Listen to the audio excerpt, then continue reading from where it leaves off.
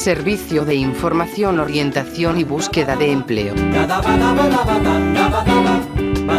Asesoramiento e información en el aspecto sanitario, formativo, jurídico, administrativo, alojamiento, actividades asociativas, formas de participación y técnicas de búsqueda de empleo.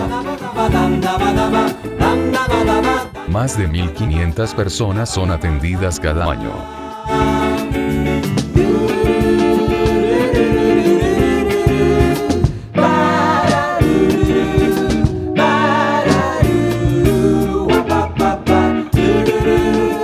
Bolsa de trabajo. Nuestro objetivo es conseguir empleo a 100 personas cada año.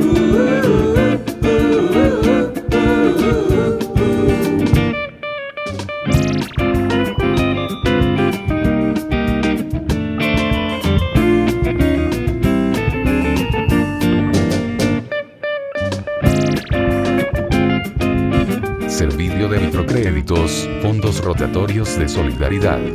Se han repartido 20 microcréditos que suponen 16.722 euros. Aulas de formación, clases de alfabetización, Español inicial, español medio avanzado, inglés, ofimática e internet. Cada año se forman cerca de 300 alumnos.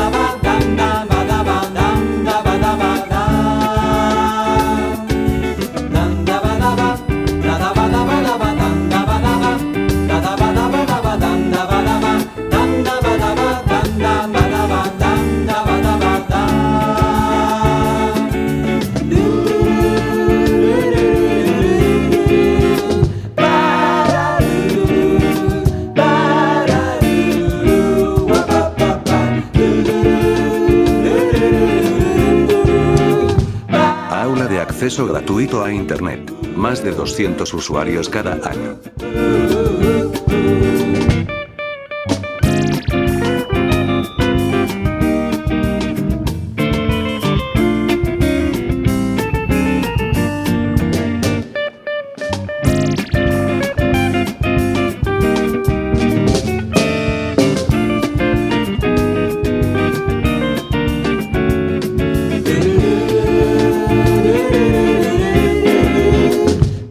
De acompañamiento y mediación sociolaboral. Más de 500 intervenciones de mediación y acompañamiento al año.